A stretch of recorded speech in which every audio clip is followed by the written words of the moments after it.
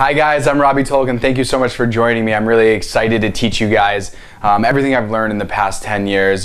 Just to give you a little more in depth about my story, I'm someone who 10 years ago woke up and realized I had a bump on my testicle and really started on a journey of how to get rid of that. I really stayed away from Western medicine. I'm scared of it and really didn't do it the balanced way, but I learned so many things along the way over my journey and what I did, and I've used the same techniques to heal my eyes 50% and other things on my body, and going through that pain and that suffering of how to heal your body, the being scared of actually dying and all that crazy stuff that goes through your head and irrational is what I really want to do and provide you guys is a higher version of healing, a more holistic version of healing, how to actually take everything I've learned and cut down the learning curve to alleviate suffering on you guys, and to really give you guys a framework on how healing happens holistically, not just bits and pieces that we all get, because I know if you're like me, there's a lot of uncertainty out there and a lot of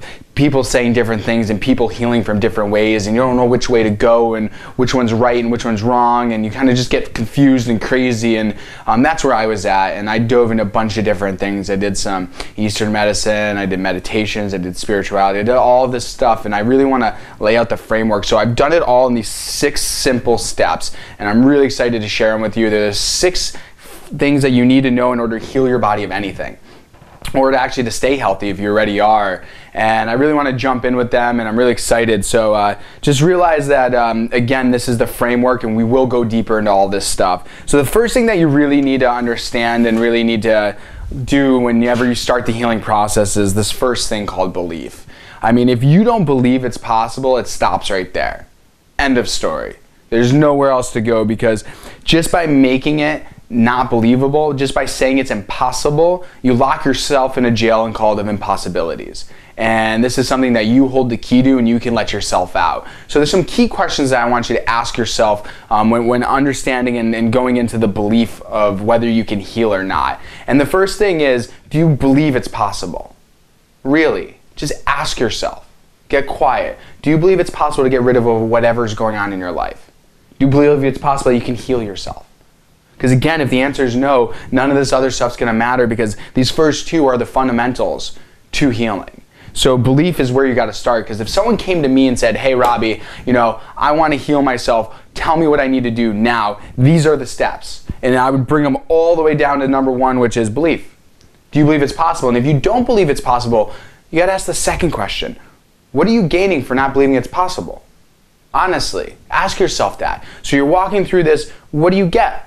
The only thing that I can think that you're gaining from it being impossible is A, confirming the world you already know you live in, and B, stopping yourself from healing. That's the only thing I could think of. So there's really not a lot of benefits there at all. So once you have that understanding, well, the next thing you need to do is ask the question of, what do you gain if it is possible? And to me, you gain the whole world. You unlock yourself out of the jail of impossibilities, and you come into a world where you say, now that I believe it's possible, I can move on to something else. It's like the Wright brothers. They didn't jump in that plane and start building a plane and decide to fly and say, it's impossible. I'm going to show you and I'm going to show the world it can't happen. No, they did the opposite. And they go, I know it's possible because I believe it. So if I believe it's possible, I can build a plane and I can fly. And they did it. They did something that everyone thought was impossible and that nobody could do before. And how did that start? It started with the belief. But after you have the belief and you understand that and you answer those 3 questions, you got to go to the next thing, because it's knowing.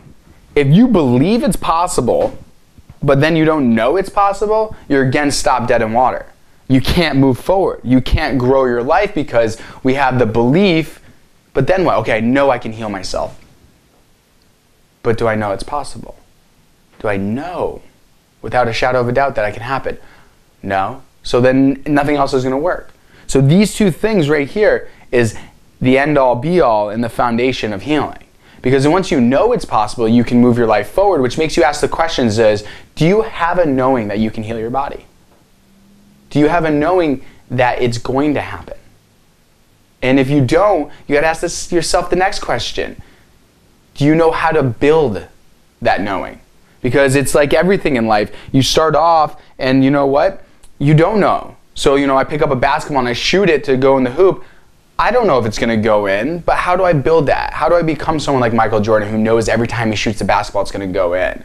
You know, I don't walk into the gym and, you know, try to bench press 450 pounds and then walk away and say it's, you know, impossible. No, I got to build that knowing, and I got to start with small weights and work my way up. So this knowing right here is extremely amazing because it's where all true masters really go. It's where all true masters really know this is where it's at. To build that understanding of your relationship, to understanding that if you know something's gonna happen and you believe it, it's gonna happen. So after we have this belief and this knowing, we gotta go to the third step, which is knowing your outcome. And this is so important because your mind actually directs where you go in life, and not knowing your outcome, it has no direction. It's like getting in a car and you get in it. I'm in Connecticut and I'm starting to drive around. Well, where am I going? If I don't have any idea, I'm gonna drive around aimlessly.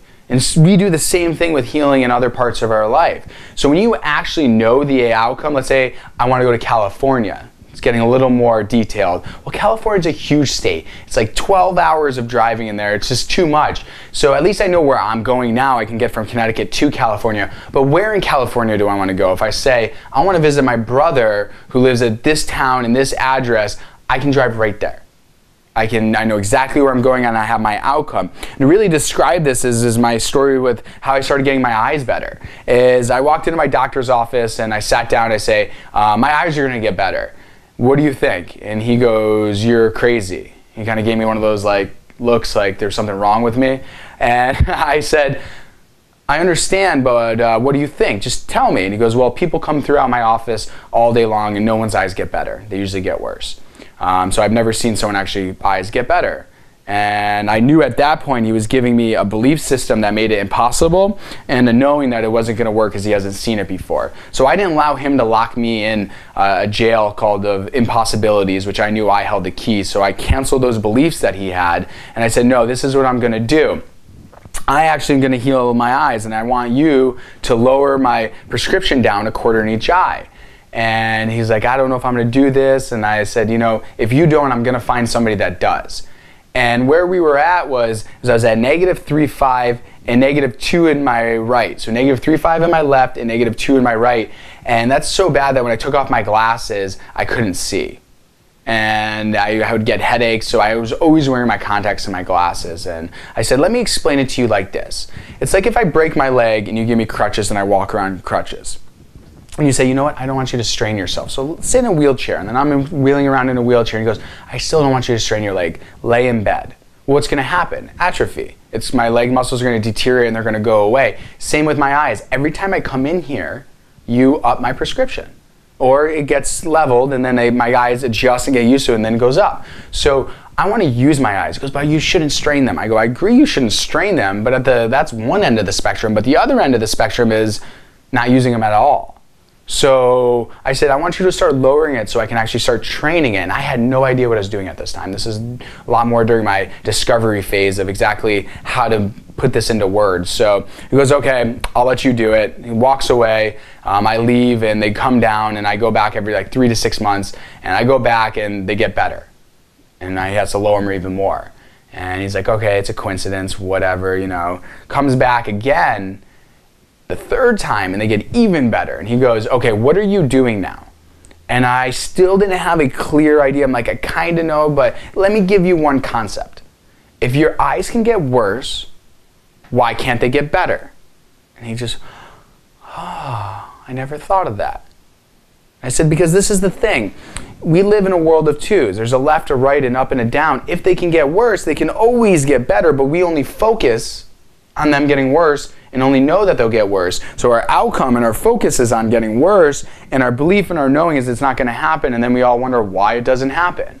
And that's just something that you have to break and that you have to understand. And now I know exactly how I was doing this thing and healing my eyes and allowing it to happen, because now you have to ask very specific questions to you for you in your healing is, what is your ultimate outcome for healing?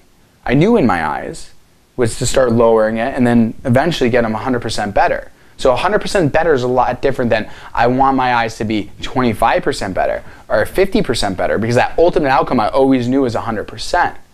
So what is your ultimate outcome? For me, in my health, it is unlimited energy. It is feeling amazing. It is looking amazing and having a clear mind. That's my ultimate. That's my California. But then you got to get much more specific, because what does that mean? Well, you got to understand is, well, for me, feeling good is vibrating at the highest level of frequency and enjoying my body. And you got to understand what is unlimited energy. It's being able to engage in the world at any level that I choose. What is a clear mind? That my mind's able to focus and able to dive into projects and have that laser-like focus that I need in order to succeed in this world. And I really understand that whole spectrum, because now you're really making a specific outcome. It's going from California to a specific address. And that's what you need to do. So the other question you got to ask yourself is, what are your specific outcomes? And after you know your specific outcomes and what they are and what the address you're going to go to, the other huge thing is, why do you want it? Because your whys are what's going to juice you in your life. Your whys are going to actually make you do it. Because if you don't have good enough why, you're going to go right back into the knowing and belief that it's not going to happen. And once you have that, you're dead in the water again. So how do you get that why? You know, for me to have that was to be able to do what I love, is to be able to connect to this world, to be able to have great relationships and be able to bring the best me possible and to really enjoy life. And these whys really juice me. And this is why I do this. This is why I love talking about this stuff. You know, this is my passion. So once I know that, whenever I get in a little bit of a low, I just go right back to my why for my outcome. So now that we have this belief and this knowing and this outcome that we're going to go, the next thing we have to do is understand that we're a three-part being. And how are we going to actually heal on that? Because these are the groundwork, but you got to do something now. I got stuck in the world of just thinking and positive thinking and, you know, The Secret, the law of attractions, and just stayed there. But if we don't move that into something, again, you're not going to go anywhere. So the first thing we really have to develop is, what are you going to do for your body? And these are very good things to think about, because this is where Western medicine comes in. You know, take a pill, do a surgery, and they're really good at this stuff. And this is something you need to focus on. Is a couple questions to ask yourself is, what actions are you taking now to heal your body? I mean, what are you doing? Are you stretching? Are you doing yoga? Are you working out? Because the thing about working out is you really only need a minimum effective dose of working out to really get amazing benefits. Like, everyone thinks you have to work out for an hour, do all this crazy stuff. But the thing you actually have to do is only work out for about 20 minutes. They released a study that if you walk 2 miles a day, that's about 20 minutes, you can cut all your disease in half, and most importantly, the chance of heart disease in half. Just working out 20 minutes a day. So what are you doing to take care of your body? What are you doing to engage your body? And what are you doing on the physical level that we all know, see, and touch in order to heal? And that's very, very important, is you can't leave out this part. This is a very, very important part. The other questions you got to ask yourself is, what are you doing to live a healthy lifestyle today? So how are you maintaining whatever health you're at and then actually shooting for your optimal health? Because if you just have the belief, the knowing, and the outcome, but you don't do anything, where are you going to go? So to really understand that, this is one aspect of where you need to heal. But there's more. And then step 5 is the mind. So you really need to understand where the mind, because the mind's so powerful. It's absolutely amazing, because whatever you hold in your mind, you're subject to. So once you start really diving into that and understanding what that means, you know, the reason why I, went straight to the mind and sat there for a while was understanding this. As I said, I came into some of these statistics about placebo effects. And if you guys don't know what a placebo effect is, it is you take a sugar pill and 30 to 35% of people will heal from it. You actually do any type of fake medicine, fake surgery, and you'll actually heal from it. 30 to 35% of people, sometimes more. And when I heard that, I go, wait a second. So somebody does nothing, like take a sugar pill and heal themselves of cancer, all because they had a belief and a knowing and an outcome that they were going to heal and did something, like took a pill. How do I tap into that consciously? How do I actually use my mind consciously without tricking it to direct my healing? And this is when my mind just expanded and I just opened up and I was like, all right, there's something here. So if you can do it with the placebo effect unconsciously, how can I do it consciously? And I said, okay, maybe it's just pills, maybe it's just a couple of things. But then I ran across this, and this guy Dr. Mosley did knee surgery. He took 180 people and split them up to 3 groups. And he did the first surgery, he would actually cut open their knee, scrape it out, and sew them back up. The second surgery, he'd actually cut open their knee, wash it out, and sew it back up. And for the third type of surgery he'd do, he'd cut open the knee, do a fake surgery and sew it back up. And he split the people up into 3 groups, and they knew they might get the fake surgery.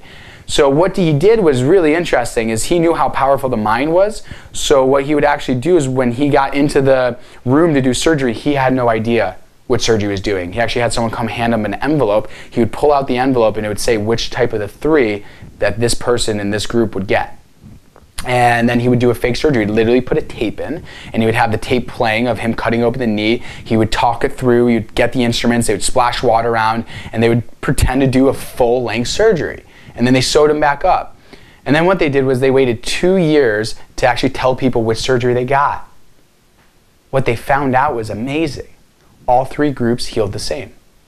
The ones that actually got the surgery done, and these people had extreme arthritis in their knee. They couldn't even, some of them couldn't even walk. The pain was just horrible.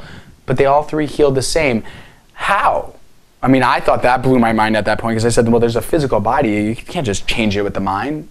Yeah, you can. And they actually interviewed one of the guys who ended up wasn't able to walk before and now is walking around dancing, playing basketball.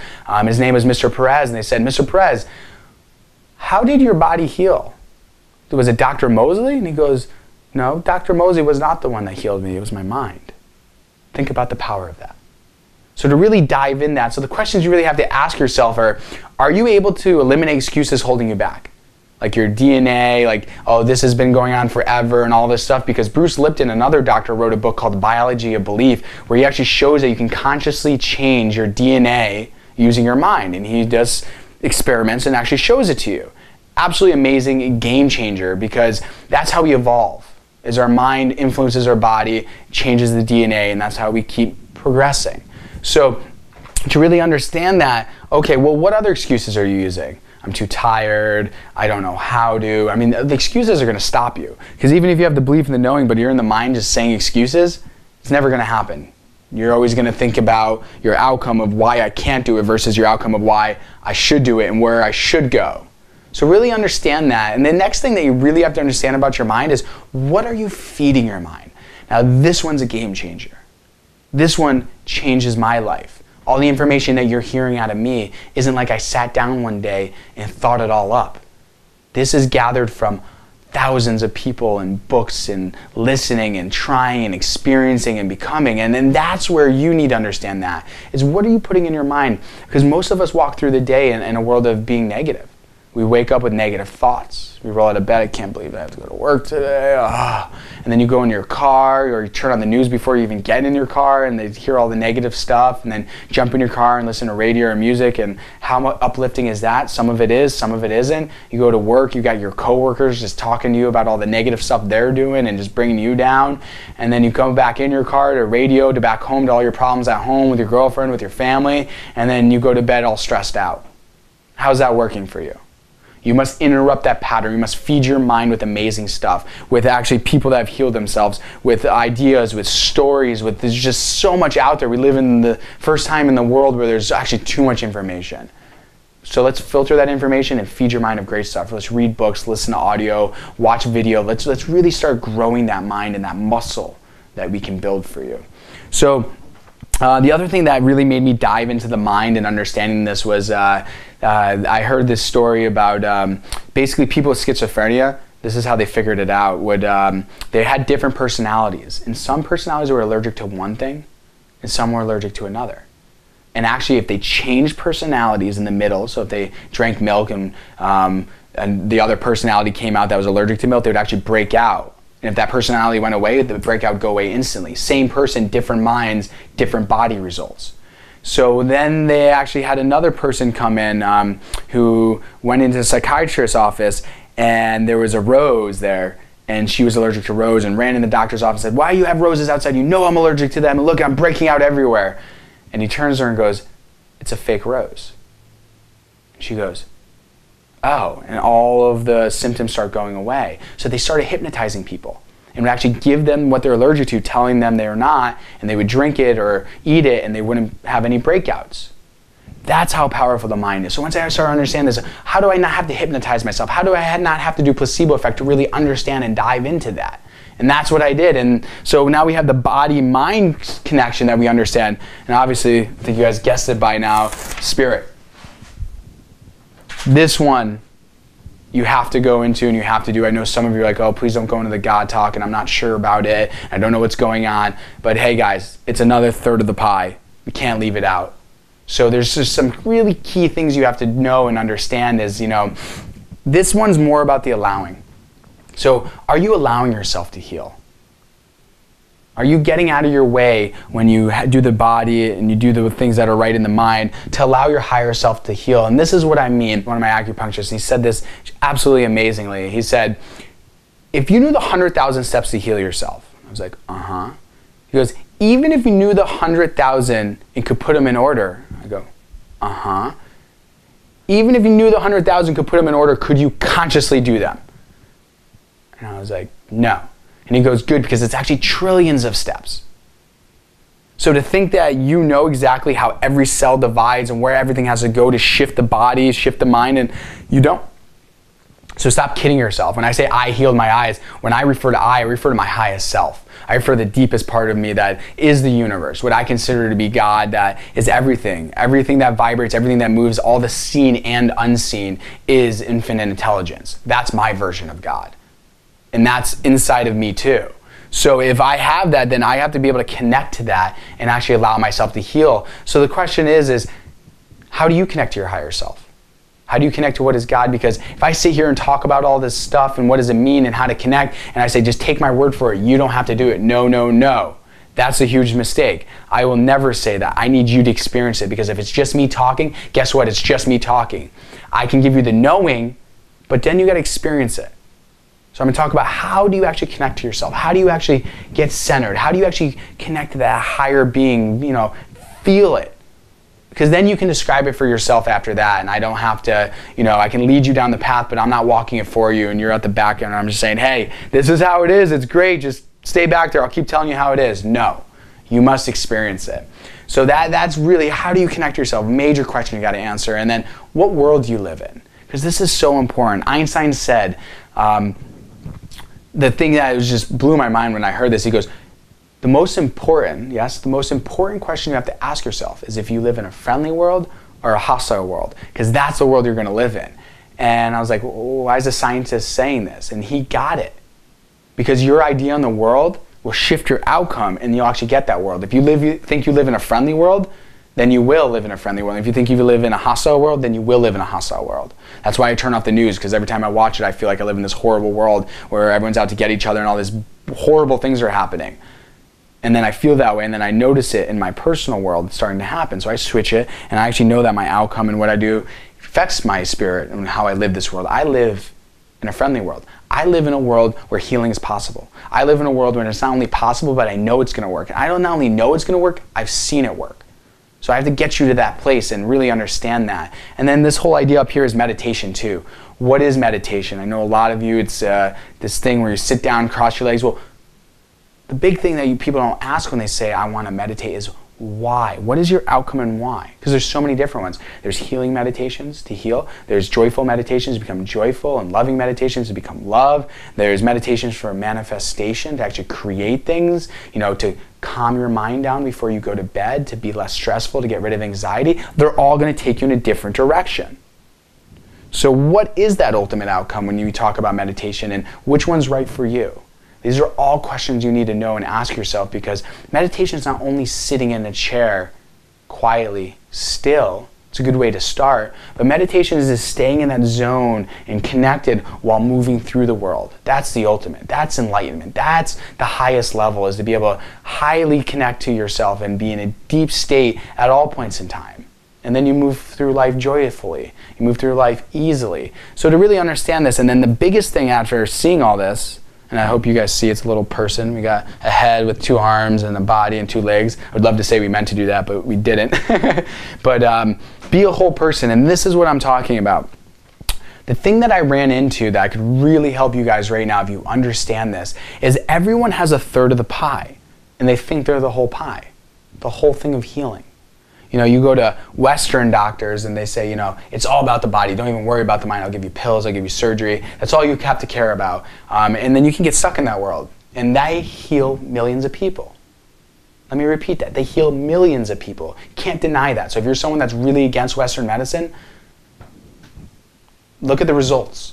But then you have Eastern medicine, which deals with energy and deals with herbs and deals with, a little more alternative things. They're still doing a lot of body stuff. They heal millions of people. You can't take them out of the equation. And then they say, well, I heal millions of people. I am it. Just the way the doctors in the Western world say, I heal millions of people. I am the answer.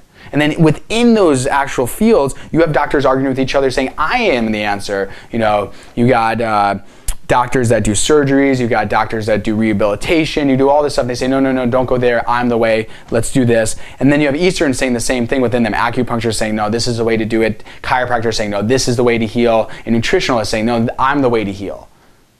They are all the way to heal. They're both right and they're both wrong. They both provide massive benefit, but they aren't all of it. They're a piece of it. And you can heal at each of these levels. I'm just saying, how can you know how to heal holistically? How can you use everything? And then we go to the mind, psychiatrists, and changing the way you think and positive thinking and all that. And they say, I have the answer. Don't even worry about the body. This is it. I'm right. Because again, all these people have to have a belief and a knowing that their stuff works, otherwise it's not going to work. Yet they take it too far by saying, I'm the only one. Very ego stance. And I did this. I hated Western medicine. I stayed very far away from it until I came to a full circle and realized, why would I cut out a third of the pie? So now you understand how powerful the mind is. Then you have spirit. And we all know stories about spiritual gurus that touch your hand on your head and they get healed. I'll be talking of a guy, John of God. He's healed 25 million people. Oprah sent a film crew to document him with 2 Western doctors to prove what he's doing if it's wrong or if it's not right and it doesn't work. And guess what? It does. But why does it work? And how does it work? And to understand that, again, the highest level spirit is these people heal millions of people. They're much less likely to say, I'm the only way, don't go to Western or Eastern medicine and don't use the mind. They kind of see the holistic picture. But again, why limit yourself? I would do Western and Eastern. If that doesn't work, I'd go to the mind. And if that doesn't work, I'd go to the spirit. Or I'll just do all 3 at once. And that's what I want to build for you guys. Actually build an actionable plan that can do that. And this is really the framework that you can really start understanding why things heal and why so many people heal with so different things, because if you have a belief and a knowing, you're going to heal. And if you can start building an outcome and you hit it on one of these parts, you're going to heal. End of story. Placebo effect. We know that. So this is the frameworks of the 6 things that you just really need to know in order to heal yourself of anything or to stay healthy. I'm going to be reaching out to you guys more and give you guys more content.